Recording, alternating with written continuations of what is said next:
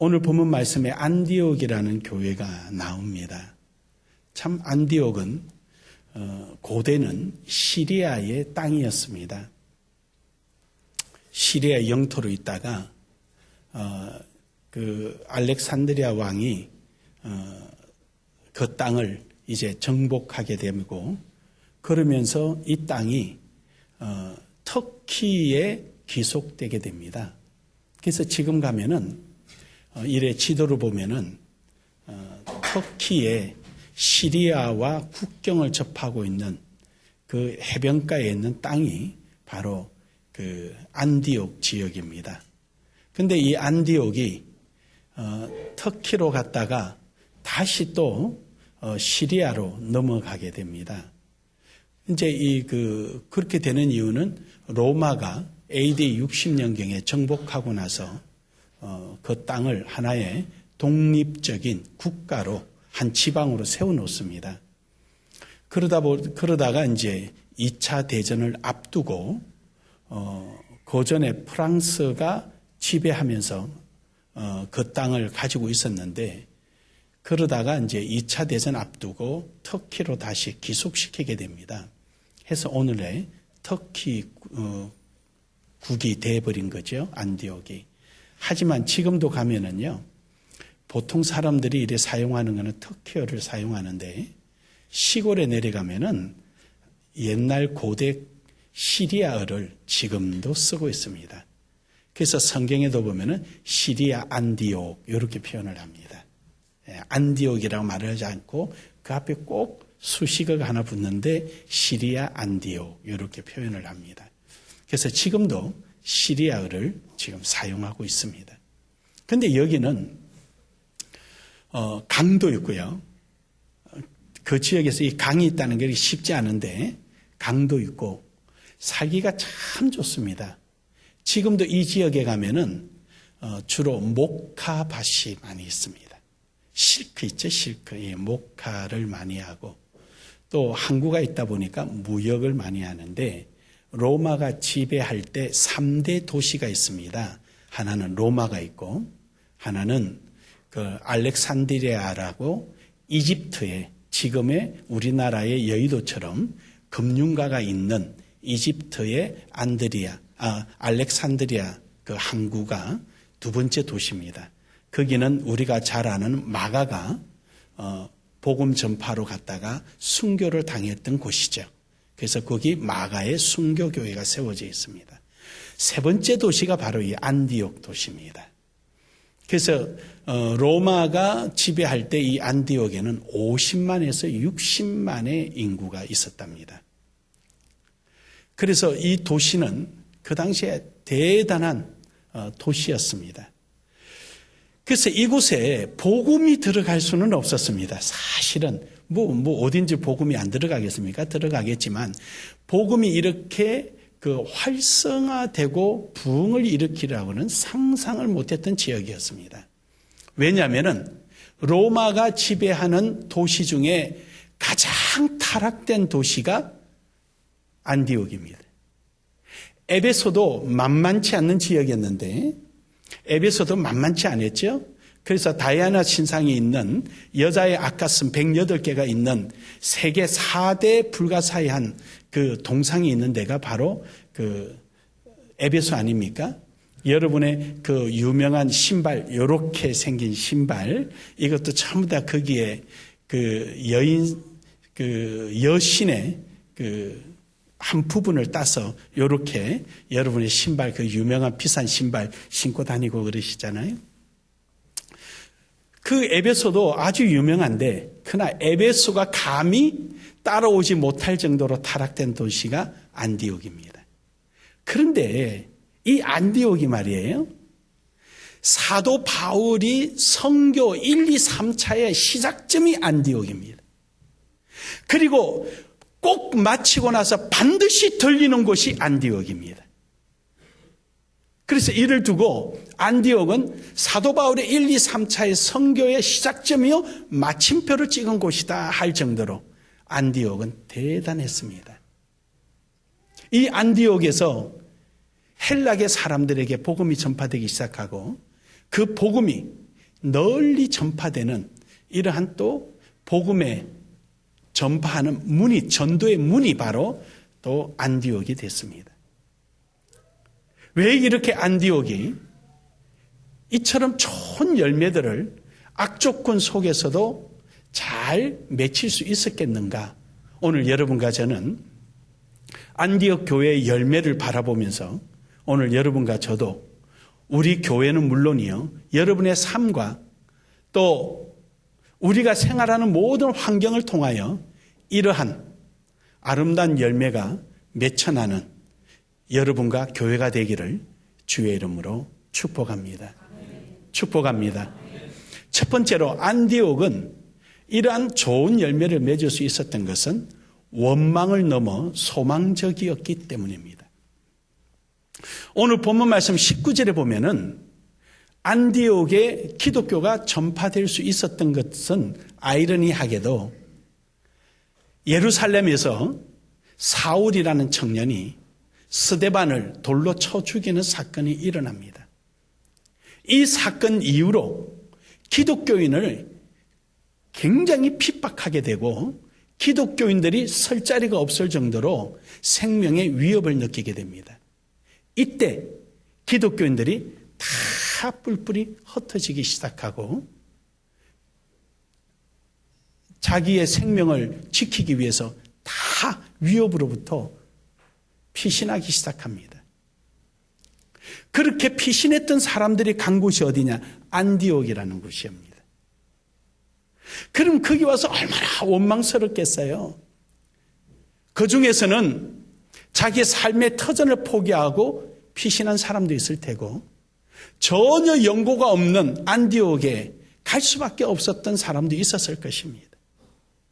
이들이 그곳에서 사울을 원망하고 하나님을 원망하고 예수 그리스도를 믿는 것을 포기하고 타락된 도시다 보니까 직종은 얼마나 많이 있었겠습니까? 타락된 도시일수록 직업은 많은 종류의 직업을 가지고 있습니다. 그러니까 그 많은 직종이 있는 곳에서 먹고 사는 일에 자기 일을 소용돼야 되는데 이들은 그러지 않고 19절부터 보면은 이들은 유대인에게 복음을 전파하기 시작했다. 그들 속에 원망이 남아있는 것이 아니라 도리어 원망을 통하여서 소망으로 거듭난 역사가 있었습니다.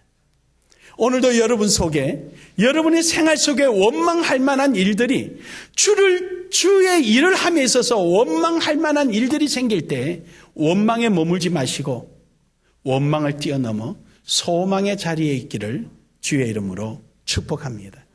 축복합니다. 이들이 소망을 갖고 거기서 복음을 전파하고 하나님의 뜻을 위해서 살아가니까 26절에 비로소 그리스도인이라 하더라라고 이름을 칭합니다. 그리스도인이라는 말은 뭐냐면요, 크리스티아누스라는 말인데 헬라어로 크리스티안이라는 말은 예수라는 말이에요. 뉴스라는 말은 소유. 이걸 직역하면은 소유라는 말이지만 의역하면은 충성이라는 말이에요. 예수를 위해서만 살아가는 사람 이런 말이에요. 오늘 여러분과 저는 그런 소리를 들을 수 있기를 주의 이름으로 축원합니다. 우리의 최고의 소신을 가지고 나아가는 최고의 가치는 어디냐? 예수 그리스도를 위해서 사는 겁니다. 오늘 여기 안디옥 교인들은요, 그 많은 핍박과 어려운 환경 속에서도 그들의 신앙의 소신을 굽히지 않았던 것은 뭐냐? 예수 그리스도의 사람이 되는 것이었습니다. 그들의 마음 속에는 원망이라는 것, 둘만한 공간이 없었습니다. 그들 속에는 오로지 하나님께 대한 소망뿐이었습니다. 어떻게 하면 복음 전파할까? 어떻게 하면 주의 나라를 세울까? 이 위에는 그들 마음속에 하나도 없었습니다. 그래서 오늘 본문 말씀 26절에 보면은 비로소라는 수식어가 붙습니다. 비로소. 물론 그 당시에 이방인들은 그리스도인들을 향하여 비꼬는 말입니다. 아유 바보들, 지를 위해서는 눈꽃만큼도 하지 못하고. 그도 그럴 것이 안디옥이란 지역이 에베소보다도 더 타락된 곳입니다. 오직 자기 자신만을 위해서 존재하는 곳입니다. 그들의 소망은 하나님께 있지 않고 오직 오늘 어떻게 즐겁게, 오늘 어떻게 나를 위해서 살까, 이 위에는 아무것도 없었습니다. 그러니 예수께 붙들려서 오직 예수 그리스도만 위해서 살아가는 이 사람들의 모습을 볼 때 크리스찬이란 소리를 할 수밖에 없지 않겠습니까? 얼마나 이들이 천국의 소망을 두고 환경의 어떤 환경에도 흔들리지 않고 오직 소신 있게 기독교인으로서의 삶을 살아갔으면 모든 사람들이 손가락질하며 크리스탄티누스라고 이렇게 표현을 했겠습니까? 사랑하는 여러분, 오늘 여러분과 저도 하나님의 일을 하다가 교회 일에 동참하다가 때로는 내가 손해 좀 볼 때 있고 때로는 내가 마음이 상처가 받을 때도 있고 때로는 내가 힘들 때도 있지만 그러나 여러분과 저는 그 어떤 것보다도 오직 우리는 소망을 향하여 나아갈 수 있기를 주의 이름으로 축복합니다. 참으로 이들은 핍박과 고난과 환난 가운데서도 이 소망을 잃지 않았기 때문에 복음이 전파돼서 점점 복음의 지경이 넓혀지는 모습을 봅니다. 여러분, 마태복음 13장에 보니까 뿌리가 제대로 내리지 못한 나무는요, 환난이 오면 뿌리채 뽑혀버립니다. 우리의 신앙이 하나님 안에 참된 소망에 쫙 자리를 내리게 되면 조금 불편한 것을 감수합니다. 우리 속에 그 불편한 원망, 시비거리, 우리는 그것이 문제되지 않습니다. 우리 속에 주님을 향한 소망이 크다면 우리는 모든 것이 잠재울 수 있고 씻어낼 수가 있습니다. 환난이 오는 것은 인내를 배우라고 하는 것입니다. 환난이 올 때 인내를 통하여서 그 환난을 지워버리는 것입니다. 그 인내의 힘은 소망이라는 것을 가질 때 인내가 생기는 것입니다. 사랑하는 여러분, 오늘도 여러분과 제 삶 속에 환난을 넘어 또 원망과 시비를 넘어 오직 소망 가운데 거하는 참된 그리스도인들이 되기를 주의 이름으로 축복합니다. 축복합니다. 두 번째로는 소망은 연합을 이룹니다. 오늘 여기 본문 말씀에 보니까 예루살렘에서 온 사람들이 유대 회당에 가서 유대인들에게 복음을 전파했습니다. 그런데 오늘 여기 구브로와 또 베니게에 있던 사람들이 와가지고 함께 합세를 해서 헬라계 사람들에게 같이 복음을 전파합니다. 당시에 안디옥이 너무너무 타락해가지고요, 회당에서 뭘 강의하냐면은 율법을 강론하면서도 율법의 중심을 두지 않고 윤리와 도덕의 중심을 두었습니다. 그러다 보니까 헬라계 사람들도 많이들 왔어요. 어떤 분은 설교를 명심보감을 했다 그래서 한바탕 웃었는데 한때 명심보감이 아주 유행이었어요. 또 한때. 우리는 복음이 가장 제일인 줄 믿습니다. 그러니까 그 당시에 도덕과 윤리를 강론하고 하니까 헬라계 사람들, 일부 사람들도 회당에 와 있었습니다. 그걸 들으려고. 서울의 이태원에 있는 이슬람 사원에 어느 대학생이 거기를 열심히 다녀서 왜 이슬람을 믿었냐 그러니까 이슬람이 윤리와 도덕적으로 아주 깨끗한 것 같아서 왔다. 그러니까 사람들은 어느 시대나 그런가 봅니다. 실질적으로는 그이가 윤리와 도덕이 깨끗한 것도 아닌데, 그래서 그 유대인들뿐만 아니라 헬라계 사람들에게까지 이제 이 복음을 전파할 기회가 됐습니다. 그 사람들이 와서 복음을 전파합니다. 그러니까 점점 커집니다.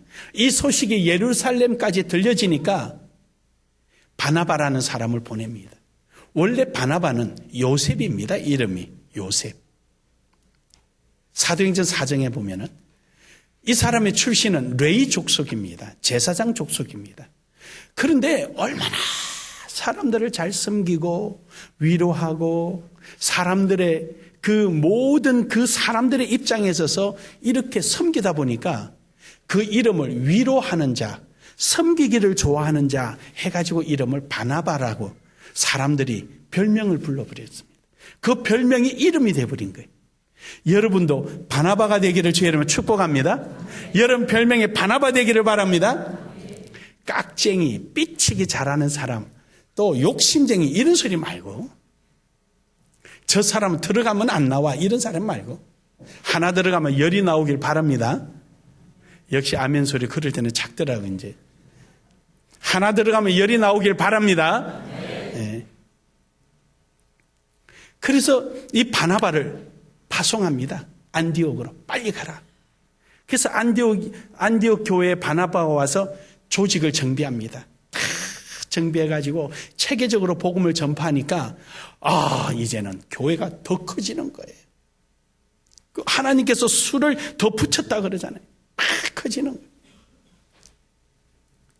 근데 여기서 끝나지 않고 바나바가 사울을 찾으러 다소까지 갑니다. 이게 아주 위대한 사건이거든요.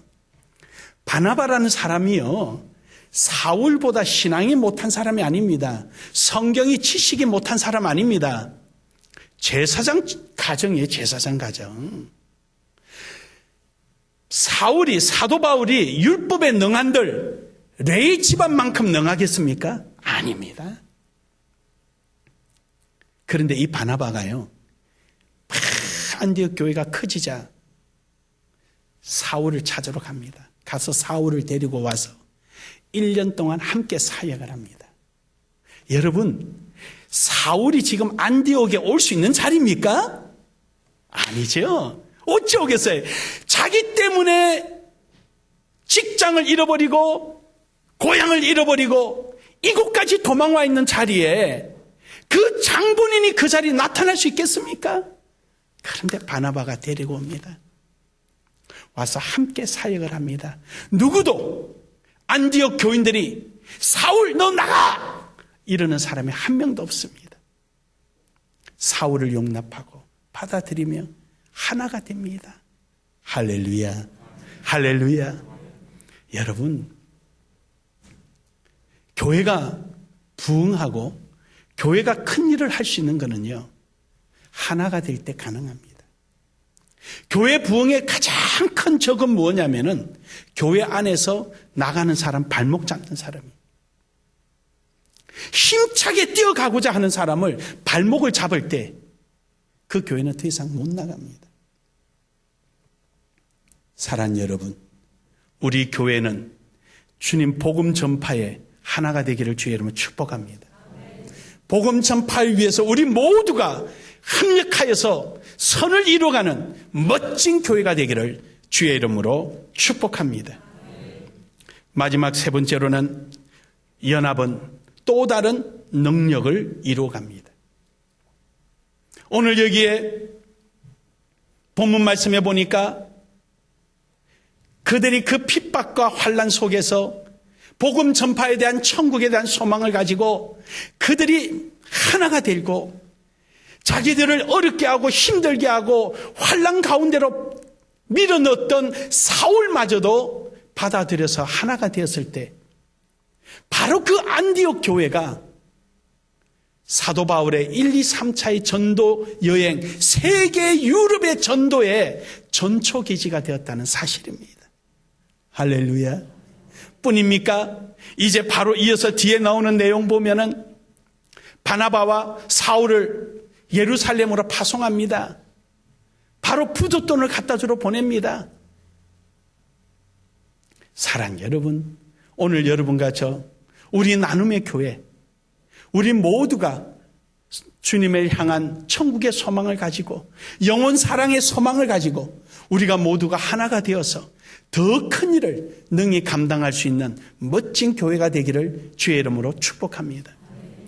우리 교회 숫자는 작아도 우리가 이렇게 큰 일을 할 수 있었던 것은 무엇입니까? 한 사람처럼 움직이니까 가능한 거 아닙니까? 저는 주일학교 오늘 달란트 시작하기 위해서 달란트를 이만큼을 프린트 해가지고 그걸 코팅해서 하나하나 자르는데 제가 쳐다볼 때, 야, 저거 코팅만 해도 하루 종일 걸리겠다. 풀 붙여서 쭉 바르는 게 아니라 코팅은 그 A4 용지 하나가 다 들어가고 나오게 그 얼마나 양이 많아요.